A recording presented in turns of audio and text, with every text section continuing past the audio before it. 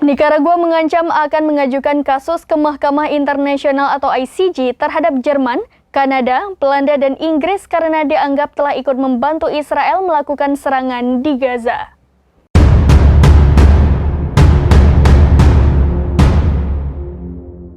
Nikaragua mengancam akan mengajukan kasus ke Mahkamah Internasional atau ICJ terhadap Jerman, Kanada, Belanda, dan Inggris karena diduga telah ikut membantu Israel melakukan serangan di Gaza.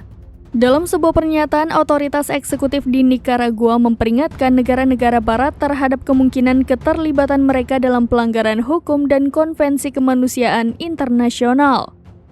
Nikaragua mendesak keempat negara tersebut untuk segera menghentikan penyediaan senjata, amunisi, dan teknologi karena Israel mungkin menggunakannya untuk melanggar konvensi genosida di Gaza. Dikatakan bahwa negara-negara yang mendukung Israel berkewajiban untuk menghentikan pasokan ke Israel sejak adanya potensi Israel melakukan genosida di Gaza.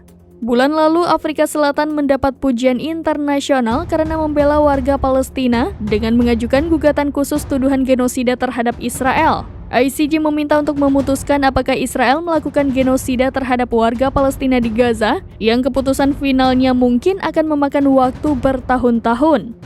Sejak Israel melancarkan agresi militernya terhadap Gaza, lebih dari 27.585 orang, sebagian besar perempuan dan anak-anak telah terbunuh di jalur Gaza, menurut Kementerian Kesehatan.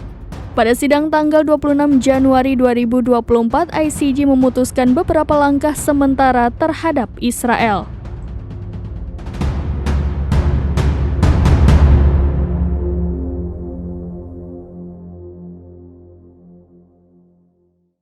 Demikian informasi terkini Syedaralun. Saksikan terus berita lainnya di kanal YouTube Serambi News, website dan Facebook serambinews.com.